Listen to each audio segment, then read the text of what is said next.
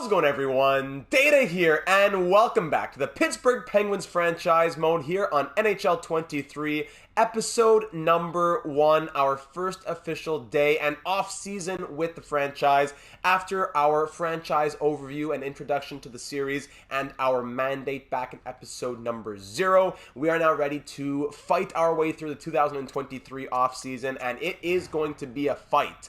We have some aging contracts, some expensive contracts, some no movement clauses to negotiate around and try to navigate around, some expiring deals to players that we'd like to keep but maybe can't keep. A lot of different directions that we can go in, and I very much appreciate the assistant general managers chiming in the last one. As you can see at the bottom of the screen here, a lot of the comments are rolling through. When we started our last franchise mode series with the Sharks, I believe we were around 4,000 subscribers. We're now over 6,200. The last episode just on YouTube had, I believe, over 40 comments that weren't from me. Of course, double about that, with them replying to all of them. But then comments over in the Discord server as well. So as the channel grows, the community of assistant general managers grows as well. So as always, can't always get to all the comments in the video, but they've all been read, they've all been replied to. And I think that I've synthesized all of those comments into a game plan for this off season. Apologies for the longer than usual delay between episodes, as there are a lot of comments to go through, as well as a bit of some EA trouble that I'll get into after the comments. But before we get there, let's just recap where we are as a franchise in case you didn't watch the introductory episode. We are taking over the Pittsburgh Penguins in the present day, about a month from the actual release of this episode, June 23rd, 2023. Ron Hextall is gone, Brian Burke is gone, the GM data era in Pittsburgh has begun.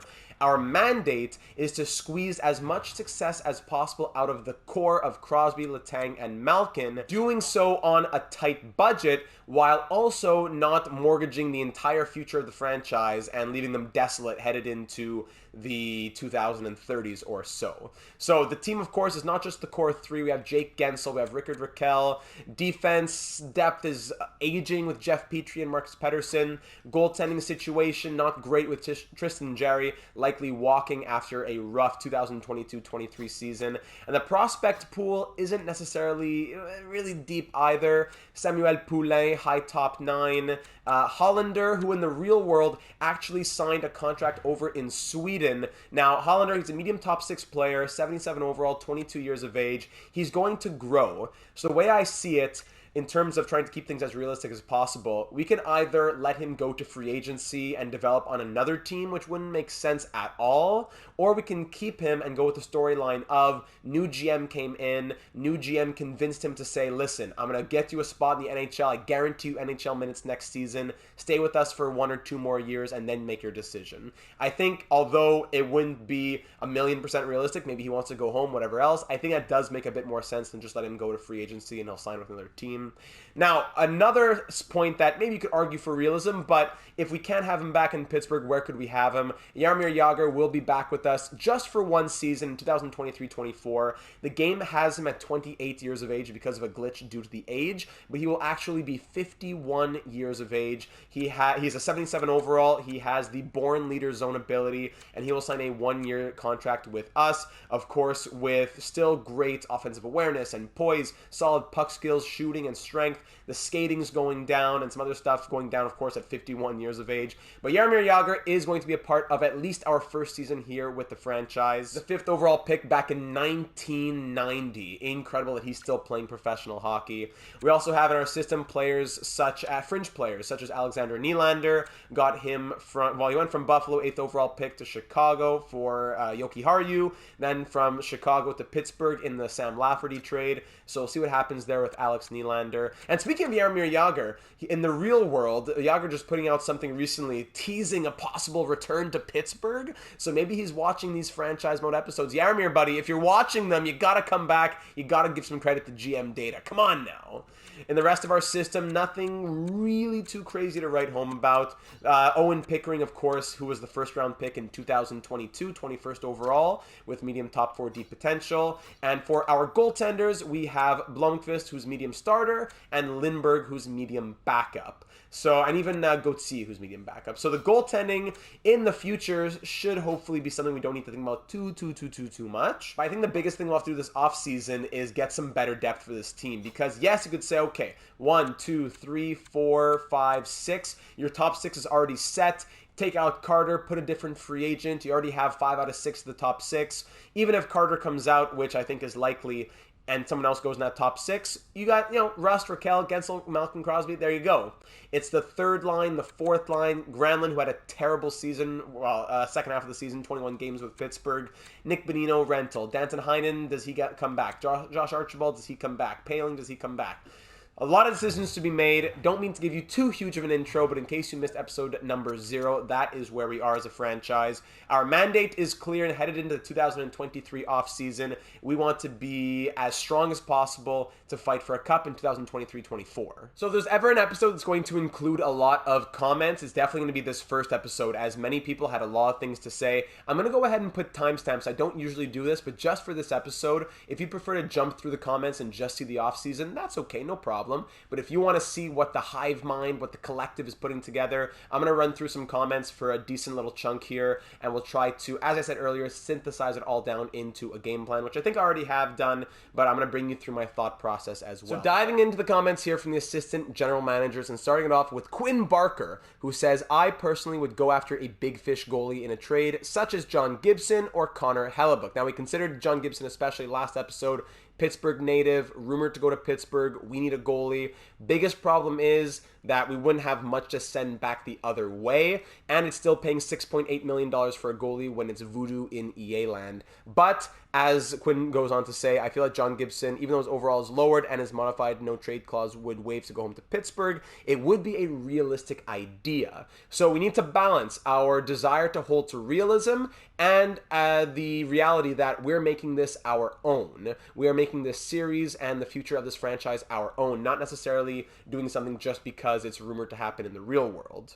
Hellebuyck also very tempting, as he'll be an expiring UFA after this next season, but I think, as we'll see in some other comments, it would probably be the most prudent idea to wait until at least July 1st and then make a decision from there, especially if we'd be going after a goalie who's already under contract. Because if we can get someone for cheaper in free agency, that would help us to retain some assets. So thank you for that comment, Quinn. Moving on to Philip Kelly, who says, I think Dumoulin deserves team loyalty. We're talking about possibly moving on from Dumoulin, expiring UFA in our top 4. I'd rather try to trade Petrie to free up cap, assuming the pretend cap would be around $85 million. In the real world, the salary cap in the NHL in 2023-24 may be $83.5 million, maybe a bit more. The game throws it all the way up to $88 million right away. So while I think the salary cap will go up by more than $1 million, I think it going up by $5.5 million makes no sense. So I think we can agree on trying to have a happy medium at $85 million. That's probably closer to what it'll be in reality. So I think that's what we'll run with, but going back to the comment, as for forwards, I would try to go for Jordan Staal, both for the story and fit into the bottom 6 if he doesn't get re-signed. An 83 overall with like 4.5 star defense, 90 plus faceoffs, I could see it. I also like the story of bringing back Marc-Andre Fleury depending on Minnesota's needs. I would also trade the first round pick because of the lack of information. That makes it difficult to make the pick worthwhile. Next season, we need players with the X factors, generated players, all that stuff. Again, don't disagree with what Philip is saying here, but I do think if we're taking over the team in June 2023 and it's a strong draft class and a guy like Crystal or Jaeger or even Sandin Pelika are available, I think that would be a smart move. Even though we technically don't have anything uncovered on them, we do know that they're going to be top 6 forwards and top 4 D-men. So I absolutely see what Philip is doing, and I love a good generated prospect, but in my franchise modes, I do like to try as much as possible to make things happen with real-world players. Thanks for the awesome videos. You always have a great take and make the day that much better. Philip, you warm my heart, my friend. Thank you for that great comment, and we will try to build off of it. Jumping over to Ryan's comment, who says, not a Penguins fan, but all was saved when I saw Philip Lindbergh, channel legend from the San Jose Sharks series, our last series here in NHL 23. Jerry's gotta go. That asking price of 7x7 plus is ridiculous, and you could probably get a more seasoned vet for less money. Gibson, Freddie Anderson, etc. For defense, maybe giving Chris Letang a better partner like Dunn or Orlov if they go to free agency would keep his point totals up. If they're too expensive, maybe Ryan Graves could help with depth. If you want to beef up the bottom six, in my experience, wingers like Kasha, I believe that's how you pronounce that name, and Connor Brown usually sim well. And don't cost an arm and a leg either. For the draft, I'm big on Sandin Pellikka, and in a draft where we're kind of blind, maybe betting on someone you know is a good move. I 100% agree, just I don't know if we want to go with the defensive position. You might have to move a pick or two to make it happen, but it would guarantee a future top 4 guy. Love the videos, Data. Appreciate that, Ryan. Now, I wouldn't be opposed at all to Sandin Pellikka, especially getting a real-life prospect. It's just that we have very limited prospects in our system. And of those very limited prospects, we already have 2 that are D-men, Ty Smith and Owen Pickering. So I wouldn't mind going after a forward in this draft. If someone crazy drops, then that changes things. But if at 14 we see Crystal or Jaeger and guys like that available, I may be partial to filling up the forward core at this time at least. Moving on to a big comment from one of our resident Penguins fans, Aiden, saying, here's how I do things. I like John Gibson, however, with the goalies being all over the place in NHL 23, I wouldn't go spending big assets on a goalie. I was going to make a list of all the players that are tradable this offseason. Granlund, Carter, Petrie, Ross, those are names that pop out. I think Granlund 100% has to go. Sure, he was just traded here, but now that Hextall is gone, I could see him being traded and replaced with someone in free agency. Carter, in real life, you'd have to trade a pick to get rid of him. However, he does have value here, so I would try to trade him for a pick as well. Again, trying to hold as much to realism as possible. I think we'd have to dump a pick anyways, even if in this game we could get someone. Possibly even a buyout candidate, as he does have a no-trade clause, as Aiden goes on to say. From there, Petrie most likely stays, but there could be a slight chance he's moved. I'd keep him now. Same with Rust. Also, forgot about Ruda. I'd trade him to bring Ty Smith into that role and play him on the third pair with P.O. Joseph. So if you traded / dumped Granlund and Carter, that frees up about $8 million. For defense, you could get a top 4 left D to replace Dumoulin, and Graves or Orlov could be good options. Hopefully Zucker's demand goes down after the draft, but if not, at that price, I'd let him walk. I think he's wanting around $5 million at this point, if I remember correctly. So if Granlund and Carter do go, we have these as our forwards and about $26 million to play with to get a top 6 left wing, third line center, third line wing, top 4 LD, and a starting goalie. So if we make those moves, it's a lot of money to fill a lot of spots. Aiden suggests options such as Bertuzzi, Bunting, Domi, Comfer, etc., etc. Not sure how much these guys are going to want, but again, if we have $26 million, and here's a few situations, this guy takes 5, that guy takes 4, that leaves us 6 for a goalie. I love how Aiden really plans it all out. This is a plan that could absolutely work. I know it's a lot of moves, but it's to be expected. Pittsburgh won't run it back with the same bottom 6, and we need some changes. Can't wait for the next one, Data. Thank you for all those thoughts, Aiden. Not just giving suggestions, but breaking it all down, especially money-wise, which some people can sometimes forget in franchise mode. Some suggestions can be great ideas, but because of extenuating circumstances, they just don't work. Next comment from Gen Z McKenzie, who kind of flips the script a little bit and says, I don't think that we should be even trying to compete this season. I think you need to start rebuilding now. The Penguins are old, overpaid, and on ridiculously long contracts. The depth is atrocious, and the good prospects are few and far between. You need to trade your bad contracts, and we desperately need to get younger. The team that we have now has the upside of a first-round exit, just like the past 5 years. We don't want to turn into the Canucks or the Red Wings, who worsen the team in the long run in their attempts at retooling and competing. The Capitals saw the writing on the wall and started the rebuilding process this season, and you need to follow in their footsteps. Then it's some thoughts on Ty Smith and Ryan Poehling. Now, I don't necessarily disagree with that assessment of our franchise at all. Just that the biggest problem is we don't really have many assets to move to recoup picks / prospects. Would I move out Jeff Carter, Mikael Granlund, a few other pieces? Absolutely. But those pieces would not recoup very much in return. If we were to enter a full-on rebuild, it would require a few years of strong drafting, which means using up the final seasons of the core 3. So again, I don't disagree, but I do think there's a way to try and stay competitive while also kind of doing like a rebuild in the background of everything going on. It's going to require some careful navigation, but I do agree. It wouldn't make sense to just say, let's go all in, picks, prospects for aging players. Let's try veterans, run it back. I think we do have to try to kind of be rebuilding in the background, but at the same time, these aging and old and bad contract pieces have negative value, and it would be tough to offload them for good, young, faster pieces. Now, hopping over to the Discord server, where it can be a little difficult to pull comments from because it's more discussion-based than just here are all my thoughts in a comment. Sometimes it is, and that's what I'm going to be showing right now with Pat's comment, but it's more discussion-based, which is great, the back-and-forth nature of it all. So again, if you haven't already joined us in the Discord server, link in the description, not just for the franchise mode series, but for everything in your franchise modes, the world of hockey, playoffs, watching live games, etc., etc., etc. So Pat says in his comment, great episode, very excited for the series.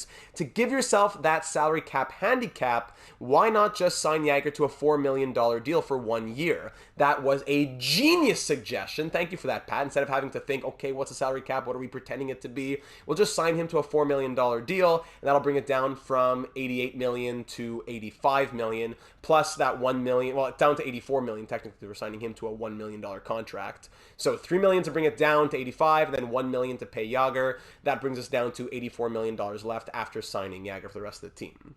Please don't do John Gibson. Too many years, too much money, and unless they patch the game, goalies are too big a dice roll. I'd keep Casey DeSmith due to the price and see what solid goalie wants $3 million or less in free agency. Don't waste assets and cap you don't even have yet. The decor and a couple upgrades to the forwards are what's needed. Use the first, draft a player, and maybe keep a couple late picks for Flyers, but otherwise, trade that draft capital for future picks. I hear that the 2025 draft has some very attractive elite D-men. You are exactly right, Pat. Now, Pat did convince me here through a series of discussions in the Discord server as well. He was very strongly against a John Gibson acquisition, especially considering that if we wanted to make the trade happen, it would have to happen before July 1st, because if we made the trade, Anaheim definitely wants Marcus Pettersson, and Marcus Pettersson has a no-trade clause that kicks in on July 1st, and we have to make that trade and acquire Gibson before we see who's available in free agency. So why handcuff ourselves and give up assets for a goalie who may not even be that good in EA Voodoo Land? Pat also commenting, milestone watch, Gordie Howe played his last NHL game at 52 years, 11 days of age. Jagr will break that record the first game that he plays after February 27th, 2024. So we'll keep track of that in next episode. Now jumping through a few comments, as I said, not easy to always pull from discussions. Golden Gamer left a comment that included some thoughts on what if we try to go out and sign Ryan O'Reilly, a guy who doesn't seem to be staying in St. Louis/Toronto, wherever he's in Toronto in the simulation. He'll possibly go into free agency, and someone who could be a strong second-line guy. Sort of similar to Crosby, Malkin, and Letang, where we squeeze out his career in Pittsburgh, but for a longer time. Maybe a 2 or 3 year deal would work for him. Pat goes on to say, 100% agree with the O'Reilly take. If Toronto doesn't re-sign him, he would fit the timeline and be the perfect second-line center for a few years. Jeff Carter should not sniff the top 6. So we have the money, and if he wants to do it, getting a guy who consistently wins the Selke in the simulation, puts up good numbers, would be strong defensively while Malkin can play maybe first line with Crosby and Gensel, that wouldn't be a bad idea if he were to fall to free agency and the money makes sense. Especially considering if Crosby and Malkin are 1 and 2 and one of them gets injured, can you move Granlund or Carter into a top 6 role long term?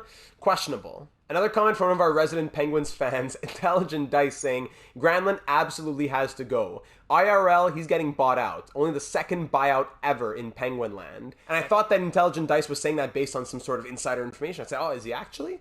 And he said, no, can't decide that sort of thing until they have a new GM, actually, obviously. But it's almost $5 million in savings this season and dead money when they'll be bad anyway. Dude is washed and needs to go by any means necessary. Every local reporter and Penguin podcast says that they should buy him out. I've rarely, if ever, seen something so universally agreed upon in Penguin land. So I think Granlund would have more trade value than Jeff Carter in the real world. So if we're going to buy out, or if we're getting rid of both of them, I don't think we have to buy out both of them. But I don't think going into this offseason with the idea that we'll likely be moving on from Granlund and or Carter is really a earth-shattering idea. Another one of our resident Penguins fans, Hicks, coming in hot. Hadn't left a comment in over a year, he had mentioned, but he is back as we're taking over his favorite team. Here we go. In my opinion, I think we start this one off with a realistic approach and then let the story of the franchise mode guide us along. So as a Pens fan, here's what I hope the offseason looks like. RFAs, O'Connor, Paling, Smith, and Puustinen resign. UFAs, Archibald, Bonino, Kulikov, Dumoulin walk. Tristan Jarry, more on this below. Zucker, 3 to 4 years at 4.5 to 5. If not, let him walk. Heinen, take him back at 1.5 or less. Buyouts, Jeff Carter and Jeff Petrie are definitely candidates if they can't be dealt, especially Carter. Forwards, turn the bottom 6 over to the young guys like Poulin, Puustinen, Hollander, if we use them, which I believe we will. Top 6 is pretty much set in stone. If a grit and grind guy can be brought into play in the middle 6, that could be welcome. Maybe Tyler Bertuzzi on a sort of 6x6. Defense, I think going into the season with the status quo is okay unless Petrie is traded or bought out. Promote Smith and maybe add a depth free agent. Goalies, I'm going to go ahead and wipe this right away. Jerry wants 7x7 plus, so 2 to 3 years at 4.5, not going to happen. Not against John Gibson, but maybe it involves trading Jerry's rights. It's just the value doesn't work. Gibson's a Pittsburgh boy, and while his cap might be a bit high, he's better than Jerry and would be a great option to anchor Sid and the boys to one last cup. Again, I don't disagree. I just wish we could sign him and not have to trade for him, because the trade is what makes it kind of, nothing's impossible, but it would really make it tough. DeSmith could get traded out, and then we could roll with Lindbergh or Blomqvist as the backup. We'll see how that works out as well. Essentially, turn the bottom rolls over to the few young guys that the team has, and maybe bring in a single piece each at forward, D, and goalie with the remaining cash. Hicks, buddy, thank you for leaving those thoughts. Now, there are so many other comments I'd love to get to. This is already probably the longest time I've ever dedicated in an episode to the comments section. If we're not going to do it in episode 1, then when would we do it? So it makes sense here. But as I'm flashing some of these on the screen, you're seeing some big, great, long books chock full of information that have been posted. So I appreciate every single one of those. But I will go ahead and end it off with Cam, who ended in the Discord server, saying, "Hello everyone, so excited for this Penguins series. This is my first time giving my report as an assistant GM. Cam, welcome to the booth, buddy. I've been a long-time viewer, but have never said anything. As a Penguins fan, I want to recommend things that will be best for the future and right now. First order of business has to be bad contracts. Former GM Ron Hextall has put us in a hole with Granlund and Carter. Anything we can do to ship them out would be great, even if the return isn't great. 1 goal in that brief 20-game period is awful. Carter is good in the face-off circle, but the production stinks. Resign Jason Zucker, maybe an unpopular decision, but he is a fan favorite after this season. He did some clutch goals, a lot of team spirit. It doesn't have to be a long-term deal, and it may not be even a smart move, but we also want to have realism in the sim. On defense, Jeff Petrie needs to go, package a pick and him, and get an okay young defenseman. Owen Pickering has to be in the AHL this year. I'm not sure if he can be. I forget what his age is and all that. The game may not allow him to be in the AHL. He might have to return to the juniors. We'll see what we can do there. Jerry was good for the goaltending, but he has to go, package another pick along with him to get a guy like Gibson. Again, unfortunately, it would cost way more than that, and I don't think we have those assets. Gibson needs a change of scenery. Seems perfect. I agree. Just unfortunate that it's not so easy. Another trade I think we can look into is JT Miller. I did look into JT Miller. I tried just for fun. I said like 2 firsts and a second and Marcus Pettersson, and they don't want to do it. So it would be impossible to get JT Miller as much as it would make sense with the Penguins looking into it in the real world. For the draft pick, people have rumored the Penguins taking Richie, Yeager, Sandin Pellikka, so I'll leave that one up to you. We need defense, but a number 1 C also wouldn't hurt. Apologies if anything was written wrong or if there's disagreement. Cam, buddy, never worry about that. Thank you for sharing your thoughts. What matters most is the success of our franchise. Hopefully this was a good first comment. It definitely was, and I'm excited to see what we can do in this offseason and in the seasons to come. Sincerely, Cam. Buddy, thank you so much for those thoughts. I'd love to do like a whole episode just of comments for like episode 0.5 headed into episode number 1, but already it's much longer than I usually do. Cheating Heel left a huge comment that you saw earlier as well. There'd be so much to go through, so keep leaving those comments. They will continue to be read and replied to and discussed. Just, I wish I could get to all of them. Now, a lot of people had a lot of trade suggestions. I do want to remind everyone of the no movement clauses, no trade clauses that we are dealing with. We, of course, have Crosby, Malkin, all the big guys under those no-trade clauses. Jeff Petrie is on a modified no-trade clause. He has a 15-team no-trade list, so we wouldn't be able to just dump him anywhere. Marcus Pettersson has an 8-team no-trade list that kicks in on July 1st. We have Rickard Rakell with a modified no trade clause. Jeff Carter has a full no movement clause. Brian Rust, a full no movement clause. So we have to be careful with these. We can't just dump anyone anywhere. That's why moving on from a player like Mikael Granlund, who has no movement clause, is very tempting, and a buyout for a guy like Jeff Carter is most likely. So heading into this draft, I don't think we're pressured to make any trades right now. We can wait for July 1st and see what's available. I think heading into the draft, we're purely just looking to draft. I don't think there's anything to do beyond that. Any trade decisions would come on July 1st, and any re-sign decisions would come during the re-sign phase. So without further ado, ladies and gentlemen, let's get this franchise mode started. But you're thinking, whoa, what's going on? Devils won the Cup, Brian Rust leading in points, I just saw Crosby there. This was the reason why the episode took a little longer to get out. It took about an evening of my life, but I was I'm just trying to hold to realism. I redid the season multiple times, trying to get the first overall pick so I could trade it to Chicago so that Connor Bedard would go to the Blackhawks. I know it wouldn't be series breaking if Bedard went to another team. It would have been St. Louis if I didn't touch anything. But, we're taking over the team in June of 2023. As much realism as possible would be enjoyable in this series. So it took about an evening of my life trying to finish in last place, then finding out, oh, no, the 11th team will always win the lottery. Let me try and finish 11th last. It was a disaster trying to win certain games and lose certain games. But essentially, the only thing that actually changed by me resimulating year number 1, or whatever you want to call it, was that our head coach, Raphael Jalina, is now named, what's his name here? Pete Grossman. Now, either way, we're kind of calling him Mike Sullivan, but a different head coach. Still A-rated. I think the other one may have been A, and this one's A-, but not the end of the world. With all that taken care of, we can actually get into the draft now. It's a bit convoluted, but bear with me. We won't lose any assets, but we got to make some trades. Now, we have the first overall pick because we finished last, or I finished 4th last and won the lottery. It was a disaster. Now, when I remade this franchise mode, it created another generated prospect, Yuri Anisimov. So if I were to trade the top pick to Chicago, Chicago would draft that player. Or if I did something with Philadelphia, he would go there. And I don't want a franchise player going to the Flyers when in real life he wouldn't be. And that's going to be directly affecting our franchise mode, absolutely. So here's what I'm going to do. With the first overall pick, I'm going to go ahead and draft that player, Anisimov. I'm going to trade him to a Western Conference team that needs some help. I'm going to say, hey, Arizona, I know you have the 6th overall pick. Let me throw you a bone. Let me do you a favor here. And I'm going to go ahead and trade Anisimov to the Coyotes. The Coyotes, in exchange for Anisimov, will give me the 6th overall pick, which I'll flip with Philadelphia, so I can get the 2nd overall pick. And I'm also going to take a little bit back from them. It does hurt the Coyotes. I'm sorry that I have to do this to them, but they have a ton of picks. They're getting a franchise player in return, so I think they can live with it. I'm going to go ahead and take some first-round picks from down the road. Not too much. I'm going to say just a 1st in 2024 and a 2nd in 2025. I'll even from the Oilers.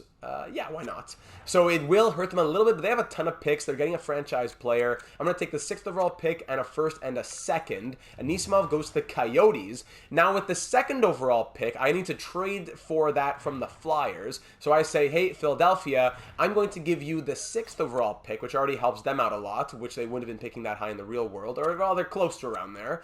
They get the 6th overall pick, and I'll trade you those Coyotes pieces. I'll give you the 1st in 2024 and the 2nd in 2025 to move up from 6 to 2. You're definitely going to be happy about that.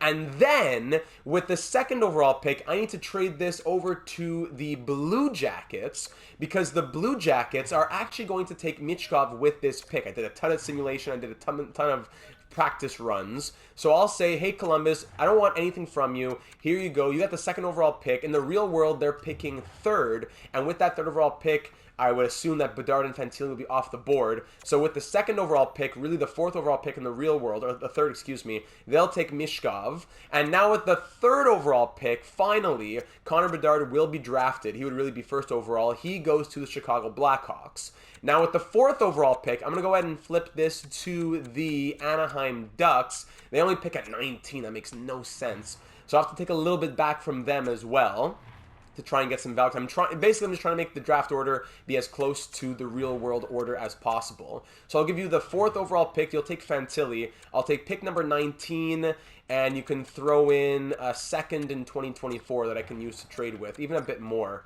This is a weaker draft class, so I'll take a second here as well in 2030. 2 seconds. There you go. The Ducks get the 4th overall pick, really the 2nd overall pick, and with it, they'll go ahead and draft Adam Fantilli. There you go, 79 overall, high elite. Now the 5th overall pick, which is actually the 4th overall pick because Anisimov doesn't actually exist, this is now the pick that belongs to the Sharks. So I'd like to trade for this pick from the Predators. In a perfect world, I would be able to trade for it, then trade it to the Sharks. I'm not sure if I can do that with the assets that I got from the Anaheim Ducks. I'll give you 19, 60, and then that second in 2024. Are they content with this? Yes, they are. Beautiful. So I'm basically just going to run through a bunch of trying to make the draft order as real as possible.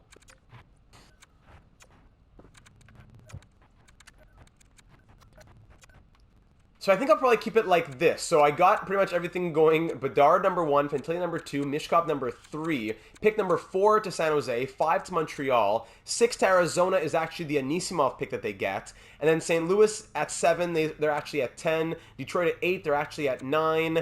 I don't mind keeping the rest of the order as it is. It's not perfect, as I said, but I've been pulling out my hair for long enough. I'm now going to use picks 24 and 25 that I got from Montreal to trade to pick number 14, where the Penguins will actually be. So 24 and 25, the Capitals, instead of picking at number 8, they get to pick twice towards the end of the round. So I tried to do the league as much as, I tried to hold to as much realism as possible. It cost me a few hours of my life, so hopefully it works out long-term in terms of the series. This generated player, Crawford, goes to the San Jose Sharks. The Canadians go ahead and select Leo Carlson. The Blues go ahead and select Zachary Benson. And if we pick Sim all the way to pick number 14, where we are actually drafting in the real world, Dvorsky just went, Cam Allen just went, and here we are. Will Smith went to the Red Wings. Whew. So this was the product of lots of hair pulling. Now at the 14th overall pick, here's the thing. Yes, we could take like Edward Saleh, I believe. Saleh, Pelika, Crystal, so many good players. But again, I feel bad taking one of these guys because any of them would definitely be gone. I did simulations already where the generated players weren't there or there were less generated players. All these guys were gone between 1 and 13. To be here at 14 and have Saleh, Pelika, Crystal all available, it feels like cheese. So what I've decided to do, I've looked at a lot of mock drafts. It seems like Braden Yeager has been the guy that many are projecting the Penguins to take at number 14. He's ranked pretty low due to a lot of the generated prospects, but I do believe he's a top 6 prospect. He's a centerman, a position that I'd like to have. I am partial to real-life prospects as well. Yes, there's Colby Barlow. Yes, there's Connor Levis, but I believe these guys are low 60 overalls, and Yeager is somewhere in the high 60s or low 70s. So I think I'm going to go ahead and trade back. No. Would it make sense? Actually, Vegas wants to trade their pick at 20. So yeah, if a team didn't want to trade, it wouldn't make sense. But I'm going to trade back to pick number 20 just to recoup some value for future drafts. I'm going to say, here's pick number 14.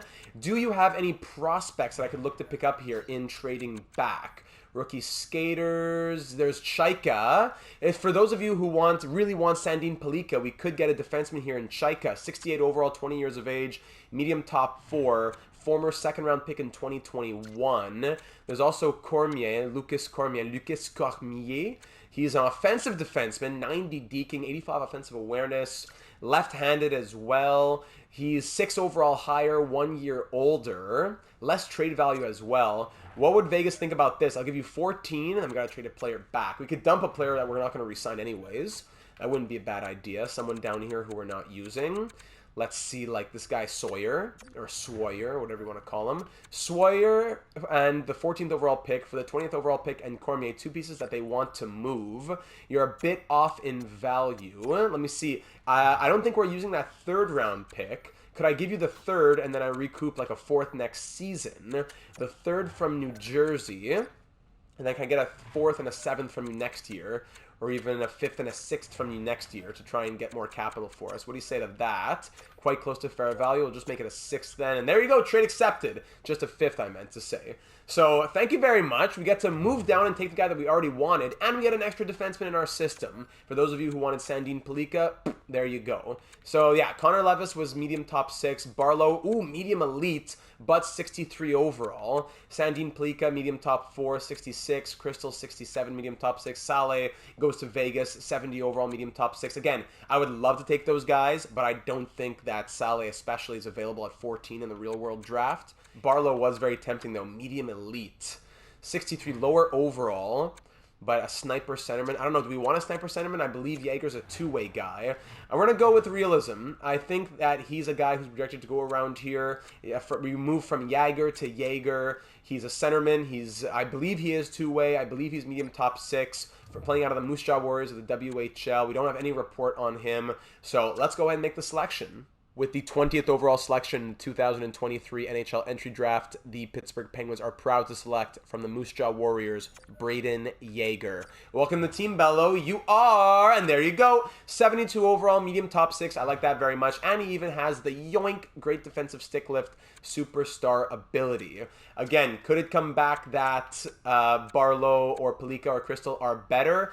Absolutely. But again, if it wasn't for the generated prospects, let's go ahead and take out 1, 2, 3, 4 players, right? 5 players right there. 1, 2, 3, 4, 5. Levis, all the way up to Levis, they would have already been gone. So again, I'm not going to always hold myself to real world stuff, especially starting now. They're moving into making things our own, but they just wouldn't have been there if it wasn't for the generated prospects. So we get Brayden Yager at pick number 20, and we get to recoup Lucas Cormier as well from Vegas. I like that very much. Our next selection is down at pick number 132, but really we know nothing from now until the end of the draft. We know absolutely nothing about these guys. Some guys in the second round would be going like medium top 6 guys, the real life players that we do know, but we don't have the assets to move up for a second round pick. Even if we were to trade a 5th, a 6th, and 2 7ths, I really doubt there's a team out there that wants to give us a second round pick. Let's say Chicago. I don't know. Maybe there's a team that does want to trade it.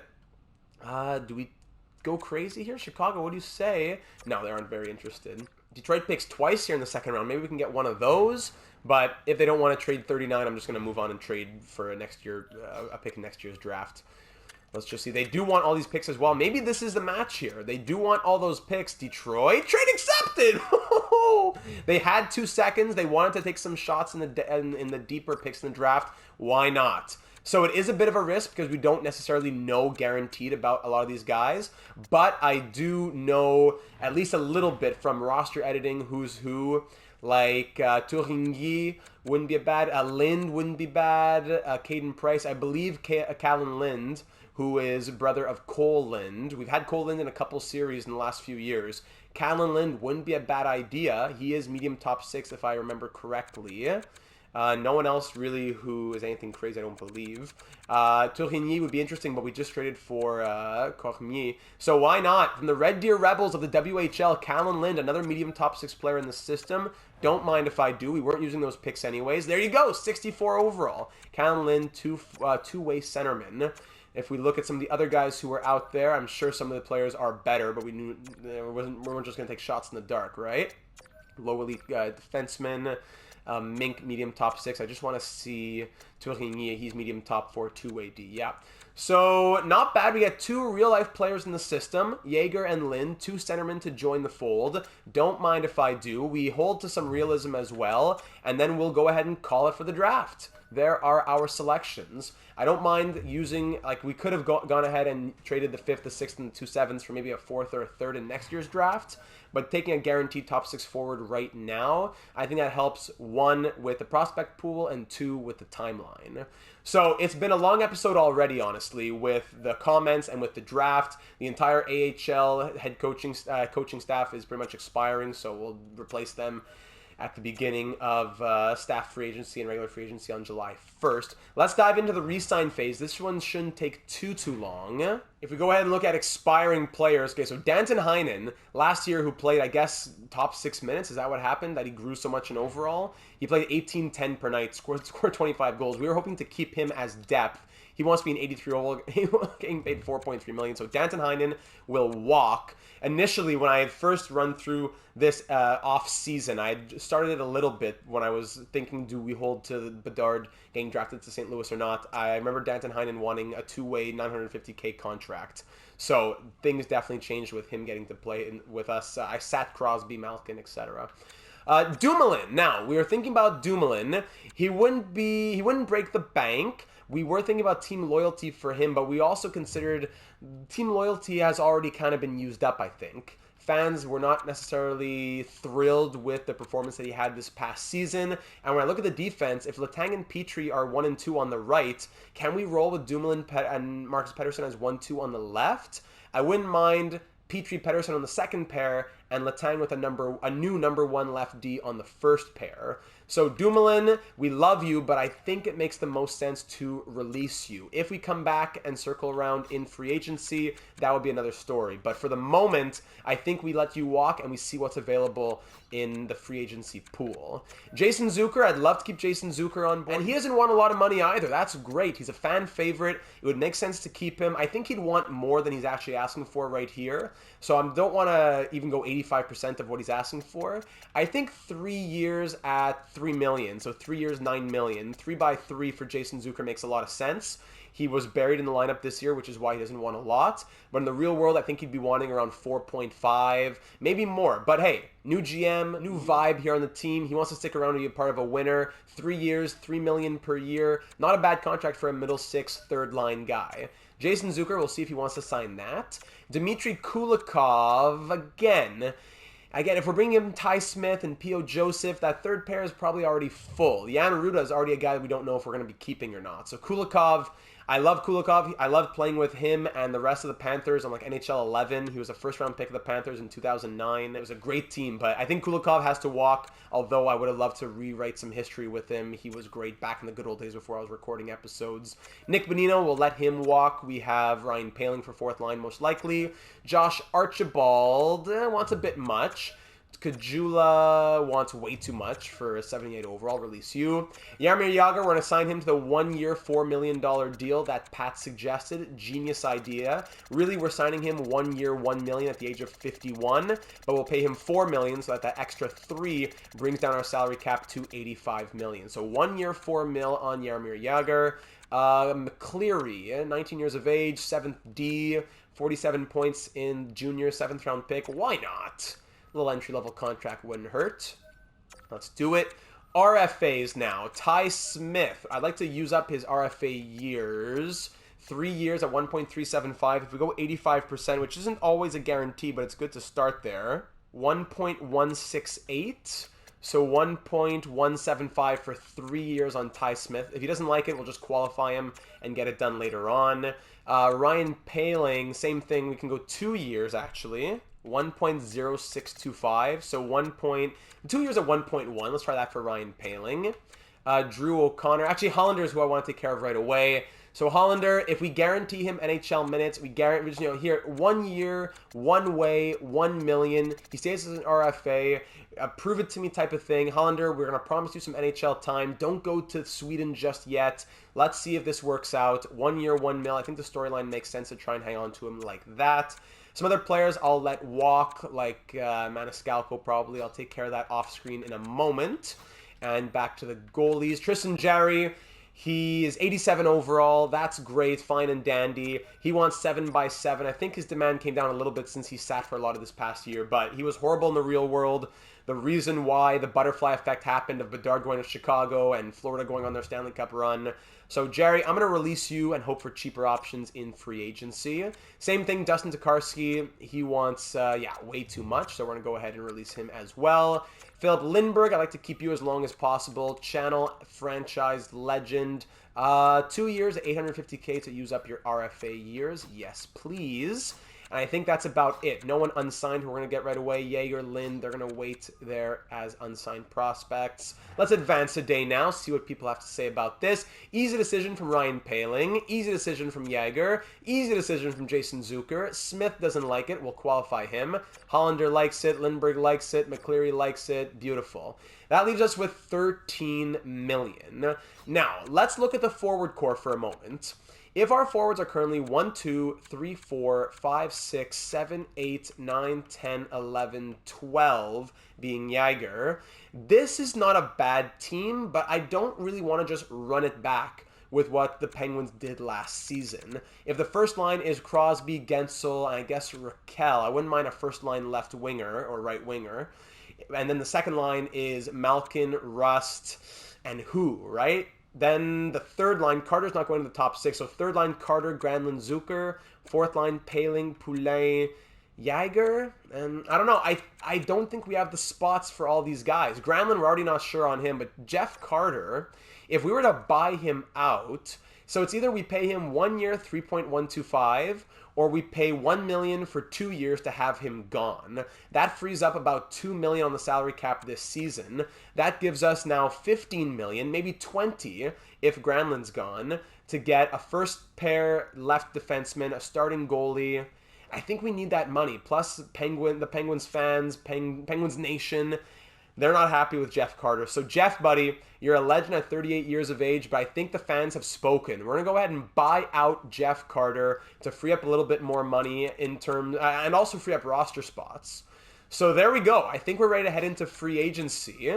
Archibald, I like Archibald, but $1.5 million. No, you can get two-way guys on league minimum. So Archibald will walk, and for the RFAs, Drew O'Connor, yeah, we're just going to qualify these guys. Sorry, I was looking just at forwards. Ty Smith, qualify. Bjorkvist, AHL top 6, we're going to go ahead and release. Gruden, medium bottom 6, 73 overall. Guy's like a little plump face. I like that. Okay, let's do it. Gruden, your face convinced me. Let's do it. 1 year, 750. Pusinen, we definitely want him on board. 7th round pick in 2019. Low top 6 potential. Hopefully we can get some growth out of him. Let's use up his RFA years and get him at 850K. Peter Di Liberatore, 6th round pick. Medium 7th D. Yeah, I'll sign him, but I'll release Maniscalco just to have names. You gotta have bodies down in the AHL with the Wilkes-Barre Scranton Penguins. Josh Maniscalco, distant cousin of Sebastian Maniscalco. There you go. Release. Okay, I think everyone's taken care of. Goalies, forwards, D. Beautiful. Let's advance to free agency. We're not sold on Granlund just yet. I don't think I want to buy him out because it's 2 years at $5 million or 4 years at 1.667. So for the next 2 years, we get 3.333 million in relief, which is great. But I think we could also trade him. I think Granlund is a tradable player. Not for, I think the game would probably give us a 2nd or a 3rd. I would trade him for a 6th. But I think he's a tradable player. I think there would be a team that wants to take him. So I won't buy him out just yet. We're not decided on Mikael Granlund. But we do have $14.372 million, maybe a little less once Ty Smith signs, to try and figure out who are we going to be getting in free agency. So let's sim to free agency, see what's up on July 1st. We'll get some new scouts, new AHL coaches as well. There you go. And here we are on July 1st. So before I can show you who's available in the free agency pool, I'm going to have to go and pretty much overhaul the scouting staff as I've done in my scouting tutorial video. So I'll overhaul the scouting, I'll get some AHL coaches, and then we'll be back to dive into free agency. Okay, that's taken care of. More hours of my life dwindling away, but it's all right. It's all in the name of Pittsburgh. So let's see who made it to the 2023 free agency pool. Right away, just sorting by the UFAs and sorting by overall. Okay, we see Ryan O'Reilly, someone who was discussed in the Discord server, as well as Patrick Kane, Patrice Bergeron, Tarasenko, Orlov, very good, Dumba, Pacioretty, Ghost, Klingberg, Krejci, Brown, Graves. Dumoulin wants 4 by 4.8. Bertuzzi, good. Tays, JVR, Sherry, down the list we go there. Okay, so the first priority, and actually also goalies. Goalies, Freddie Anderson, Tristan Jarry, Varlamov, Varanta, Talbot, Corpy Sal. Some good cheaper options. Aiden Hill. I like Aiden Hill, actually. In the real world, he'd be coming off of a great postseason with Vegas. He's an 82 overall who wants 2 years at 2.2. That's some good numbers. Antti Ranta also tempting, but he's 34. His numbers weren't as great. Okay, so some decent, cheaper goaltending options to play with Casey DeSmith next year. First and foremost, we want to look at the left D. The left D is a position we absolutely have to fill. Dmitry Orlov would be my number one priority. He is also the most expensive and the most competition around signing him. A two-way D, 90 offensive awareness, 4-star defense, 89 defensive awareness. I like that. He'd be wanting 6.35 for 3 years, competing with Florida and Winnipeg. Yeah, we'd have to keep it at 3 years. We'd probably be going like 6 years at 6.65 to have a chance against Florida and Winnipeg. That wouldn't be impossible. So 3 years at 6.65. Ghost, 6.2 offensive defenseman. Already, Klingberg. Letang is offensive enough. I wouldn't mind someone two-way or even defensive defenseman like Ryan Graves. 4 years of 5.7. Similar defensive numbers. A couple more notches on the shot blocking and the stick checking. Gavrikov, similar as well. I think Orlov is pretty much the slam dunk guy. So we'll send him an offer. If he doesn't accept, maybe we can go back to Dumoulin. But let's try to go ahead and get him. We'll give him $300K above asking. I think that we have a better pitch than Florida and Winnipeg, since on those two teams he'd probably be like a second pair guy. Orlov would be first pair guaranteed with Chris Letang on a team that's looking to compete. Storyline coming over from Washington as well, a former rival of ours. Orlov, that is. So 3 years at 6.65. Let's see what Dmitry Orlov says about that. That would leave us with $7.72 million. That's where I think we may have to offload Granlund and or Ruda to make something work here. Like, Ryan O'Reilly is very tempting. He fits the timeline. He's not too old. He's a perennial Selke contender. He would be second-line center, while Malkin can play first line. We don't need to get a first-line winger. We can go Crosby, Malkin, Letang, first line. Second line, O'Reilly with Raquel and Rust. I like that. We don't have to go out and get a first-line winger. Tarasenko is interesting as a first-line winger. Would he fit in Pittsburgh? I don't think he wouldn't. The only thing kind of holding me back in the back of my mind is that he was a huge piece of our Seattle Kraken franchise mode, and I wouldn't say he was like the pillar of the entire series, but he was a big piece, and I usually like to keep a little bit of time between our big pieces, between franchise mode series. It was Seattle, then it was Philadelphia, then it was San Jose, and now we're in Pittsburgh. So would it be crazy to go out and get Tarasenko? I don't think it would be insane, but it's not my number one option. Bertuzzi's good, but if we have Zucker on board, we have Rust, we have Raquel, maybe we don't need the 84 overall, mid-80s kind of guy, especially a lot of teams are competing to get him. So O'Reilly or Tarasenko are both really speaking to me right now. O'Reilly, he wants way less for 3 years to bring him to 35. So 4 by 8.6 or 3 by 7.5. That changes things as well. Tarasenko, meanwhile, he always wants the same amount of money about. So he would be the cheaper option, and he'd be a centerman for us. We have goal scoring. We do have goal scoring, but I think Ryan O'Reilly is probably the guy. Because if not, then we need a first-line winger and then Malkin second-line center. I'm leaning O'Reilly here. I think the story fits. So Ryan O'Reilly, I'm going to see if he wants to do a 3-year deal. The problem is if another team comes in. But you know what? In my experience, when you try to sign a guy, even if, let's say he wants 3 years, 7.2, even if I gave him 3 years at 8.5, there's going to be a team that's offering him 4 years at 8.6, and he's going to go with that team. Even though I'm technically $1 million above his asking, and that team is barely above his asking, he's going to go with the term and all that. So I'd love to pay him to 35 and not till 36, but we're going to have to overpay a little bit and the term a little bit as well. I think it's worth it for a player who simulates so well. It's not just a high overall player. This guy, into the depths of his career, will still be challenging for Selke trophies and stuff like that. So maybe, we can give him a deal that involves a 10-team trade list or a 20-team no trade list, whatever you want to call it, in his final season. But I'm going to go ahead and say 4 years at 8.75 for Ryan O'Reilly and cross our fingers for him. So Ryan O'Reilly, 4 by 8.75. There you go. We're now under the salary cap. We're over, by 0.028. We want a starting goalie. I think Granlund moving really makes sense at this point. Maybe then we can get a cheaper third-line center. Like, Ruda is on his way out. We don't need a seventh defenseman who's going to be costing $2.75 million. If I add 2.75, now we'd have $2.72 million to get a starting goaltender. And then, do we need a third-line centerman? If Granlund and Carter are gone, we only have Poehling. Yeah, third-line centerman would probably be needed. So we can shed some money there. we get a similar player for less money while being able to go out and get O'Reilly and a good starting goalie. So I think that makes the most sense.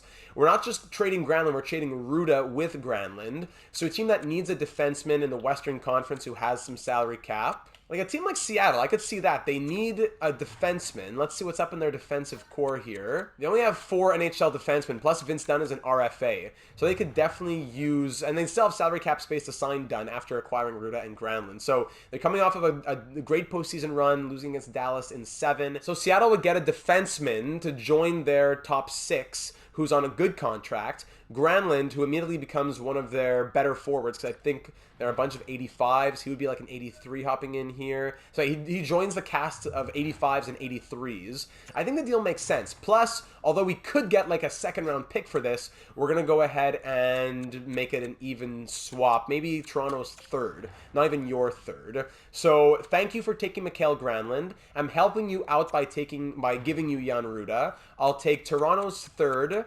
And I'll also take anybody else out here. Let's actually try Toronto's third and Calgary's 7th. None of Seattle's actual selections. We could probably get a second-round pick or a third and a fourth or 2/3. But I'm going to go with third and a 7 because while they're doing me a favor, I'm also doing them a favor. So a third and a 7th for these two players. Trade accepted. The fans will be cheering in the streets. Of course they will be.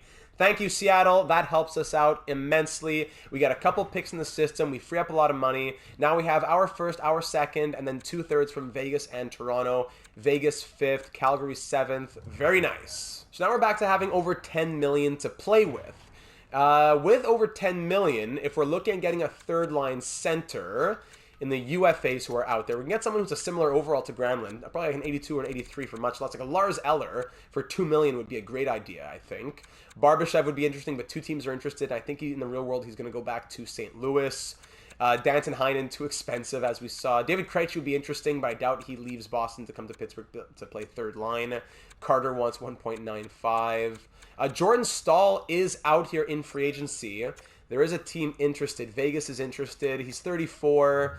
It would be a cool story, but 81 overall. What's his defensive attributes? 4-star defense. That's great. But Lars Eller is an 82. Same age. Less defense, actually. No, actually, Jordan Staal wouldn't be a crazy idea. Maybe like a Sean Monahan, though. I could see him getting a retribution, a revival type season here in Pittsburgh. Maybe we can have success with him as we had with Drouin and Glass in the Sharks series. Monahan is only 28. It's not the end of the world just yet. Doesn't want too crazy of a contract. He is very injury prone, though. 75 durability. We need someone who we can trust at third-line center. That's the thing. If he gets injured, Paling slots up. I don't know. Jordan Staal, he might be the guy, actually. Coming back to Pittsburgh. In the real world, I think he definitely stays in Carolina. Second overall pick back in 2006. You know what? Let's get the band back together a little bit more. I would be interested in getting a guy like Marcus Johansson, who's an 83, but if the difference between an 81 and an 83 is an extra like 3 million, then I'm not interested. So Jordan Staal, the Vegas Golden Knights are interested. If I could do 1 year, and I give you much more than you're asking for, but just for 1 year, let's say we go 2.25 for 1 year. That leaves us with 8.22 to sign a goalie. Yeah, 1 year, 2.25. Jordan Staal, you're 34, you're down to an 81. Let's see if we can bring him back to Pittsburgh for one last ride. From there, we can look at the goaltending before we make any other decisions. Looking at the goalies now. We would have 8.2 million, so we could definitely go out there and look like at a Freddie Anderson. But the problem is, in EA land with voodoo goalies and with contracts coming down the pike, I don't know if we want to commit big money to a goalie at this moment in time.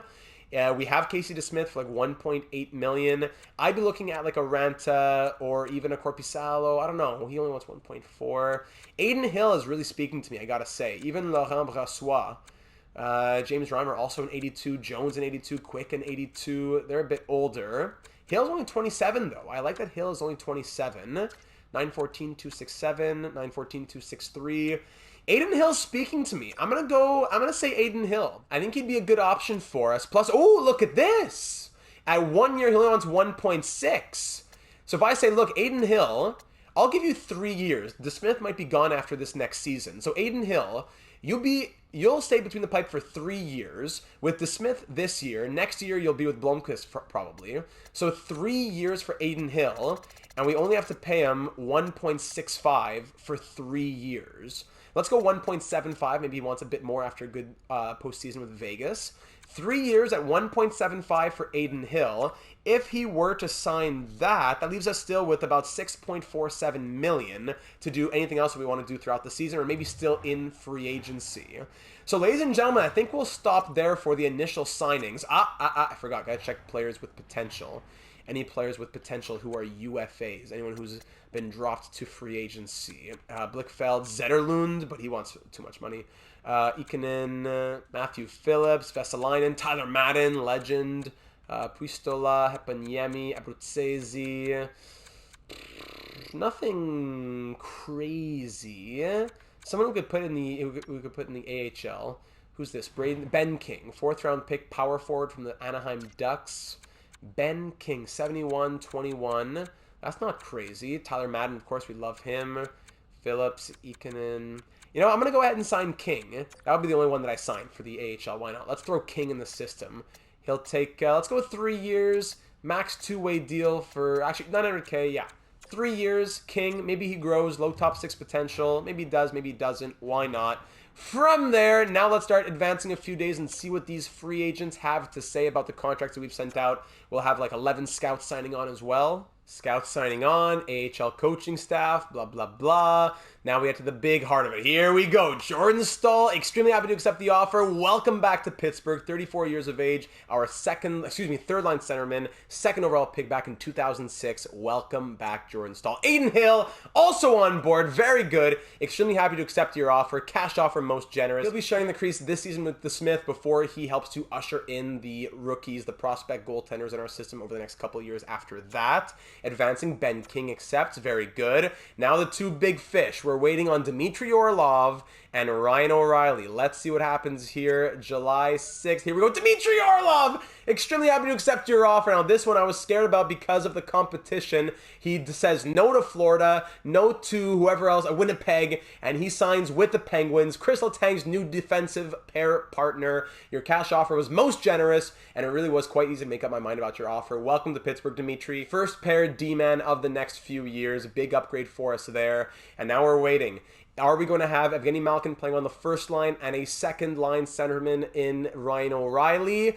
Advancing. Yes, we will! Ryan O'Reilly, welcome to Pittsburgh! Extremely happy to accept your offer. Cash offer, most generous. Let's go. Ryan O'Reilly, Dmitry Orlov, both on board. Huge news here in Pittsburgh. Big players this offseason. Granlund, Carter out, and some big names coming in. We still have $4.4 million to play with, especially for Ty Smith to sign on. Looking now at our forwards. 1, 2, 3, 4, 5, 6, 7, 8, 9, 10, 11, 12 for this next season. I like that 12. Hollander also out there. Very, very nice. Very, very nice. Defense now for next season. 1, 2, 3, 4, 5, and then 6 is Ty Smith with Friedman or Ruhwedel as 7th D. Goaltenders, DeSmith and Hill. Wonderful. Let's go ahead and take care of Ty Smith right now. What are you looking at, buddy? 3 years, 1.4. Try to go 3 years, 1.2. 3 years, 1.2 on Ty Smith. Drew O'Connor, what is he looking at? Why does he want so much? Guess he was playing big minutes last year. I'm going to keep him qualified. We'll wait and see what happens with him. And speaking of contracts, we can look at an extension for Jake Gensel right now. His $6 million deal will be expiring. He wants only 2 years at 5.3, really. But then 8 years at 11 million. Could we go 6 years? That's a bit much. 6 years at 8.5 would be a bit too much. 5 years doesn't seem like enough time. But for that asking price, the price will likely come down by the start of the season. Maybe 5 by 7.7. And then hopefully by the age of, because this contract brings him to 39, then 5 years brings him to 34. Yeah, it's not a bad deal. 5 years at 7.75 keeps him with us for the next 6 seasons. I'd wait until the preseason to sign him, but it's possible he goes back up to an 88 overall, and we don't get this opportunity again. On the other hand, it could be that his asking price comes way down. So I don't want to risk it. I'm going to do 5 years at 7.75 and see if he likes that. Not a great season last year, but he's a 40-goal scorer. He's going to be playing first line with Crosby, Malkin. He's with us under team control for 6 more seasons with this 5-year extension coming in. 7.75 for 5 years on Jake Guentzel. Let's see if he likes that, and hopefully he can end off his career with another 1 or 2 years at a nice big payday to say thank you for his years of service. So we're waiting for Guentzel and Smith. From there, we can go back to free agency to see if we want to do any more depth picks or youth picks, but I think we're pretty much set. Ty Smith, I believe the signing will be good for myself and the franchise. Beautiful. And Jake Guentzel, easy decision to renew. Big decisions made in the first 11 days of this offseason in July of 2023. We're left with $4.2 million to play with. I guess it doesn't count Smith. And then in terms of all expiring heading into next season, when we need to re-sign not too many players, we'll have about $7.5 million to play with. I gotta say, I'm quite content with that offseason. We didn't, in the end, have to buy out Jeff Carter for the money, but it did make sense for just the personnel. So Carter, Granlund, Ruda, they're all out. I'm sure some good names are still here in free agency, especially in the RFAs. Alex DeBrincat, if we look at just RFAs, DeBrincat, no, that's just about it. UFAs, we still have Bergeron, Tarasenko, Pacioretty, Krejci. They're still all here in free agency. Did the asking prices come down on some of these guys? A little bit, not that much. Like Kasha, we were talking about Kasha as being a good depth scorer, but I think if we want to have Nylander and Poulin and Jagr all in the lineup, we probably keep the lineup as it is. We already have Nylander / Hollander / Poulin as 13th forward. Bringing in Kasha, I think that would just make it a little bit more messy. So I'm not going to go ahead and do that. If we have to make moves later on, we can do it through trade. Tarasenko at this point, he wants 8.1. Yeah, he wants 8.1. But again, I think I'm content with going the Ryan O'Reilly route, very much so. So that's it for the offseason. The scouts have been signed. We're going to roll with another medium draft class headed into 23-24. From here, let's get to the beginning of our first season with the Penguins. We'll check out the lines and then call it an episode. What a debut. So here is our lineup headed into year number 1, 2023-24. Our top line, Malkin, Crosby, and Guentzel. I'm thinking maybe changing some of the X factors. I don't know how Malkin doesn't have any superstar abilities, but on this, zone abilities of the golden ones.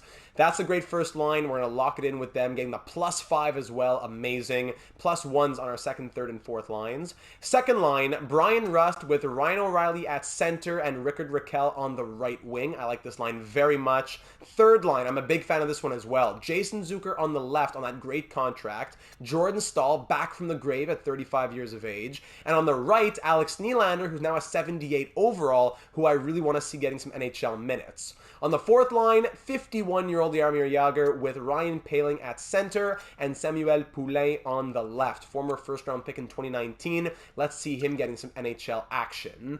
On defense, we have Orlov and Letang as the first pair with a +3. Pettersson with Petrie on the second pair. No chemistry on that pairing. But then P.O. Joseph, Pierre-Olivier Joseph playing with Ty Smith on the third pair. 81 and 80 overall respectively. They get the +1. They both have decent potential. Medium top 4 for Joseph. Low top 4 for Smith. Our goaltending, 2 82s between the pipes with Aiden Hill and Casey DeSmith. Now, when we come to 13th forward and 7th D, 13th forward as of now is Philip Hollander. He's grown to a 77 overall, but we're trying to make the storyline be that he came back and stayed with Pittsburgh because we were going to guarantee him NHL minutes. Now, he's 23, former second-round pick. He has some decent attributes, probably play the wing, two-way with 86 defensive awareness. I'd want him to play in the NHL if possible, but a perfect case scenario would be first-line AHL center. Could we excuse sending him down for a season, or do we have to just do what we can with him in the NHL? He stays as a scratch or he plays as 13th forward, but he has to be in the NHL. Maybe he swaps out with Jagr once in a while, maybe with Poulin or Nylander. We can see what happens in the preseason. We don't need to decide just yet. And for 7th D, it's Chad Ruhwedel. I'm going to go with Ruhwedel. Two-way D, 33 years of age, 78th overall. In the AHL, not much going on here. I sent out a couple contracts because we have defensemen playing on the fourth line. Really, the only players with potential are like maybe Puustinen, who I'll put on the first line, Légaré is a former third-round pick. Yeah. Drew O'Connor has bottom six potential, so not much going on in the AHL. On defense, we have Lucas Cormier, who will play first pairs. We got him from Vegas. He'll be a first pair guy looking to crack the NHL within a couple of years, I would think. And goaltending, it is Blomqvist at a 78, backed up by, I'm not sure, Gauthier at a 74 or Lindbergh at a 74. Lindbergh is 2 years older and has medium backup potential, while Gauthier is 2 years younger and also has medium backup potential. So same potential, but Lindbergh 2 years older. I would think go with Lindbergh since he has less time to grow, or maybe Gauthier, give him more opportunity to grow. Hard to say. Blomqvist, he's still a minor league starting goalie. I don't want to put him in the NHL just yet, but he will likely be with Aiden Hill starting in next season, 2024-25. So there are the lineups in the NHL and AHL. I'll still fix some stuff up in the AHL. Special teams in the NHL, that's all to be decided upon. Feel free to drop any suggestions on the lines or adding or removing some X factors. The captaincies should not have changed in the NHL. Still Captain Crosby with alternates as Malkin and Letang, the core three, of course. There you go. Very nice. Numbers are good. Jagger number 68. Lovely. So from here, I'll send out the scouts and do a lot of stuff like that, but I think we're ready to rock and roll in year number 1, ladies and gentlemen. The only thing to really consider would possibly be the trade blocks around the league. If anyone really wants to see some trade blocks, I don't think we're looking to make trades right now, but good to keep in mind, as next episode will go from the beginning of the preseason all the way to the halfway point after game 41. Here are the trade values that we have in our system right now. Owen Pickering has grown to a 71 overall. Flying through the trade blocks quickly, just in case anyone catches your eye. Silverberg in Anaheim, Nemeth in Arizona, some prospects in Buffalo, in Boston, no one really in Buffalo. Uyghur, Kadri, Toffoli, Backlund, Tanev, everybody in Calgary. It's a fire sale. Carolina, Burns, Slavin, Pesci, Dumba, Shiri, Teravainen, my goodness, everyone in Carolina as well. Chicago, Johnson and Zaitsev. Colorado, Dahan. Columbus, good Branson and a couple pieces there. Some prospects in Dallas, DeKaiser and Clendening in Detroit. No one really in Edmonton. Schwint in Florida. Dano, Arvidsson, Taze, Yafalo, Moore, Roy, and Walker in Los Angeles. Zuccarello, Hartman, and a couple pieces in Minnesota. Montreal, Hoffman, Anderson, Gallagher, and Armia. I forgot that Mike Hoffman even existed on the Canadiens. Predators, Afanaseyev, Joachim Kemmel, Zachary Lheureux, Reed Schaefer. Good prospects here. Really good prospects. Interesting. Nashville, interesting. New Jersey, a couple pieces. Islanders, Bodzik, and a couple others. Robertson and a few players there with the Rangers. DeBrincat, who's still in RFA. The Senators only have $1.3 million in cap space. DeBrincat is tempting. Very tempting. I wonder what he's asking for in free agency, as well as Norris, Greg, Boucher, Yemi, whoever that is. Ellis, Holden, Ristolainen, another piece there in Philadelphia. Sharks, Vlasic, Nudavara, Benning, etc. Kraken, Carrick, Blues, Shen, Falk, Krug, Parayko, everybody, just like Carolina and Calgary. Edmonds in Tampa, Namila, Markkanen in Toronto, Mikheyev, Ekman-Larsson, Myers, etc. in Vancouver. Shea Theodore on the block in Vegas. Wow. So is Chandler Stevenson, Phil Kessel, William Karlsson, Riley Smith. Wow. So 4 teams who have like everybody on the block. Washington, nobody. Winnipeg, no one really there. Just curious here in free agency, what would DeBrincat want from a 1-year contract? 1 year, 5.1. How about that, eh? 5.1. We don't have the money to offer it right now. That wouldn't be a crazy amount of compensation. 88 overall. What did he do last year in the simulation? Scored, and he has good X factors as well. In the simulation, he scored 33 goals last year. Tempting, but I think we made our decisions here in Pittsburgh. Just always fun to look at. So that does it, ladies and gentlemen. Episode number 1 with the Penguins. It was a whopper of an off-season. Big moves at the draft, comments before the draft, some free agent signings, a couple trades, and we are ready to roll into 2023-24 with this as our squad. After a lot of first-round exits in recent history, we're ready to go on a deep run. And you never know, some changes may need to be made as we go. So be sure to leave all your thoughts down here in the YouTube comments or over on the Discord server, link in the description. Leave a like for the ridiculous off-season season and for some excitement headed into year number 1. And of course, as always, make sure that you're subscribed to be made aware of all of our uploads, whether it be for Penguins franchise mode, Pirates MLB franchise mode, our breaking news and analysis in the real world of hockey, especially with the postseason wrapping up, the draft coming up, free agency coming up. There's a lot going on the channel, and it'll be that much more fun with you being a part of it. So thank you very much for taking the time to watch. Looking forward to reading all of your thoughts on this offseason and the upcoming regular season, and I will see you in the next one.